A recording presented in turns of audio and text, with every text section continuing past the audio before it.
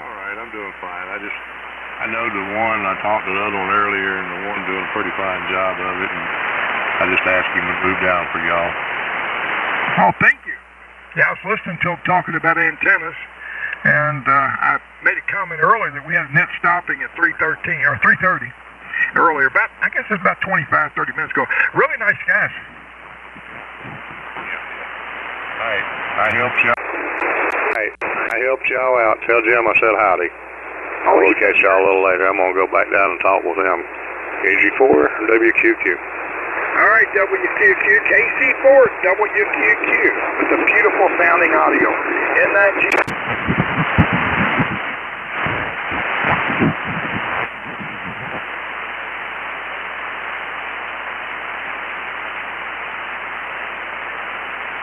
Bandwidth at 2900 on receive and transmit.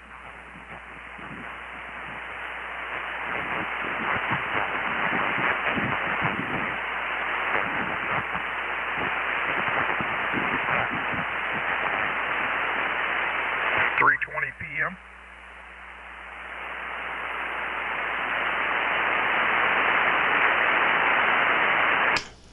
KC9VKV. Go ahead, Jim. Roger, are you running compression? No compression. I just got to stay away from the microphone. No, I think you can come up, as long as it's to the side of your cheek there, touching the cheek. I think you can run it that way. Roger? All right, I'm doing it right there. There's adjusting the cheek, and then GTO. Are you liking what you're hearing?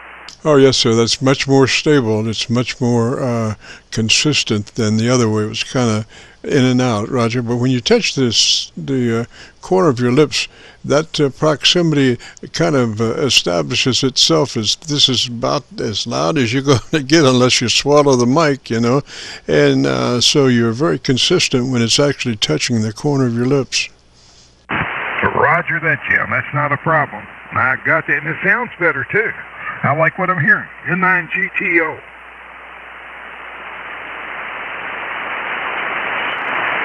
So we're going to do ground systems, Roger? Roger. All right, we'll do that after the intro. Sounds good. We're good for the intro now. Matter of fact, it just kind of get things going just before you hit record, just between me and you, N9GTO. Well, I'm already recording, so see, you're late. Well, that's even better. Yeah, I'm going through my notes here that I made. Well, I'll tell you what, a friend of mine, he just got a top-loading capacitor hat for his mobile antenna for a screwdriver, and boy, did it make a difference. Man, consistently, the higher the coil the Q produces, the higher efficiency of radiation. Roger. So does this turn out to be like a middle coil, Roger? Yeah, the capacitor hat is like multiple elements sticking above the loading coil where the whip is. The whip's totally 13 feet above the ground level of the vehicle. Boy, is that thing sounding good. A kilowatt output, and I mean, no matter where he turns the vehicle, it's staying right on. I mean, it's just, you're talking about an enlargement. He's got an enlargement right there. Roger. Now you say the bottom half is 13 feet. What is his clearance going through the overpasses? From the ground all the way up is 12 feet 10 inches. I'm saying 13. I should say 12, 10, 12. But it's being laid back a little bit. But here's what it is. He has a coil, a tuner that's basically motor, 12-volt motor that goes in and up and down to get frequency resonant with this stinger. And above the pipe is a stinger with that capacitor hats. And then the stinger goes up to about 11 feet, 3 inches, probably about that. Wow. So I'm trying to visualize this. So it's coming out of his car, Roger? It's coming out of the back of the car. It's on a mag mount, Roger? No mag mount. It's off the bumper, off the side. and it's about a 4-inch PVC with a motor inside of it. It's about 8 feet tall, or no, 7 foot tall, and it's called a screwdriver antenna, and it basically goes up and down, and it follows this coil. Then it's above the top of that is a 3/8 nut in the dome of that thing, and that whip screws in there, and they cut the whip down to about 11.8, 11.3, whatever, and they use a screwdriver to tune it into resonance. But that capacitant hat changes the vehicle from being, directional to consistent. I mean, the signal is consistent non-stop, both on receive and transmit. Roger. So I'm still trying to feel this antenna out here. Is it got a telescopic piece on the bottom half? It goes up and down a coil. Think about your loading coil inside your tuner. There's a motor that turns that coil where the wire goes up and down, and it adjusts the frequency. That's what it does in 9GTO. Okay, so but the coils are not exposed to the elements of the ice and snow and all that stuff. They're enclosed, right? That is right, like a 3-inch or a 4-inch PVC. Roger, it'd still be something else if he were to misgauge an overpass or something. He hasn't had a problem so far. He stays away from anything that's, semi-height. If it isn't semi-height, he won't go in. Roger. And I guess it's coming off one side or the other? Yeah, it's coming off the driver's side. And like I said, if he went under an underpass that was 12 foot, he wouldn't have a problem with bending that stinger back. The stinger's about 8 foot off the ground. And then you got not stinger, but the loading coil that looks like a big tank circuit that goes up and down with the 12-volt screwdriver. And it's all encased in that plastic box to keep the salt and the elements out of it. Roger. Well, and so he would be, it's coming off the driver's side and the back, so he would be hot off the front on the passenger side? No, with the capacitor hat, it makes him all the way around level. The capacitor hat is just above the van, and it makes the consistency on receive and transmit 180 or 260 degrees. Roger. So he's not getting much radiation off the bottom coil part? No, it's all about the top. That's where your high voltage is, and the coil's not bothering at all. It's amazing how it's working.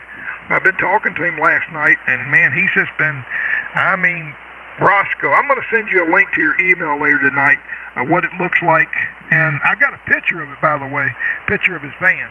And it doesn't have the capacitor hat on it, but you can picture right above the plastic dome, there's a capacitor hat going out about 3 feet all the way around the circumference. Roger. Well, so when he goes around the corner, does it fade or fade up, fade down? No, it doesn't. It stays consistent all the time. Excellent. That capacity hat has changed everything.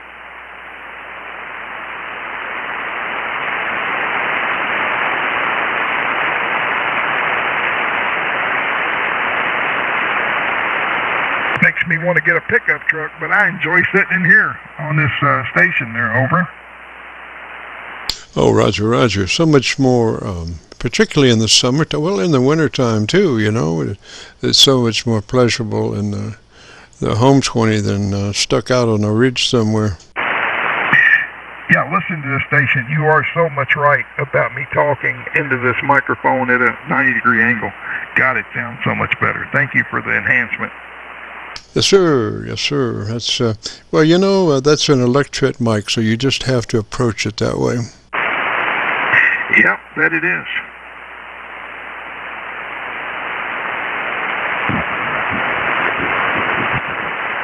What time we got, Jimmy? Getting close. I'm looking for the intro.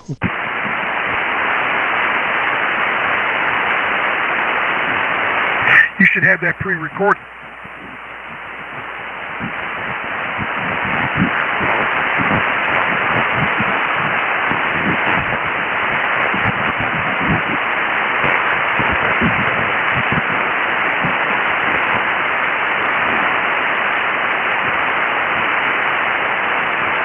Okay, coming up on Showtime.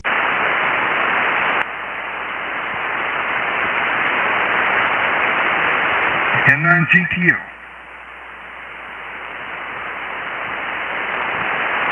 And good afternoon, everyone. This is Kilo Charlie 9 Victor Kilo Victor. My name is Jim, and this is the Friday afternoon Qso-Vlog network. This is a directed network, and I am net control.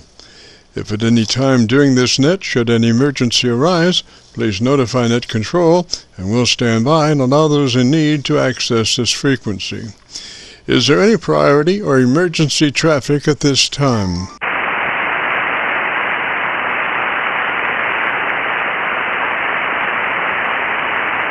And hearing nothing, we will continue. This net is all about ham radio and being all that you can be. That's what our Qso-Vlog network is all about, trying to help people achieve the best sounding station possible. Thanks for dropping by. FYI, my background is 50 years in commercial broadcasting, where a lot of big bucks are spent on audio processing equipment and getting it set up correctly to get the best sounding station possible.